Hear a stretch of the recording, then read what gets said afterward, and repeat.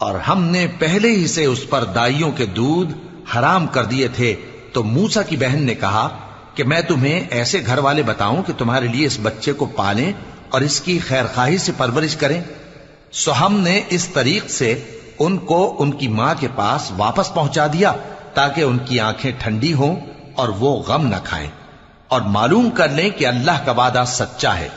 لیکن اکثر لوگ نہیں جانتے۔ اور جب موسیٰ جوانی کو پہنچے اور بھرپور جوان ہو گئے تو ہم نے ان کو حکمت اور علم عنایت کیا، اور ہم نیکوکاروں کو ایسا ہی بدلہ دیا کرتے ہیں۔ اور وہ ایسے وقت شہر میں داخل ہوئے کہ وہاں کے باشندے بے خبر ہو رہے تھے، تو دیکھا کہ وہاں دو شخص لڑ رہے تھے، ایک تو موسیٰ کی قوم کا ہے اور دوسرا ان کے دشمنوں میں سے۔ تو جو شخص ان کی قوم میں سے تھا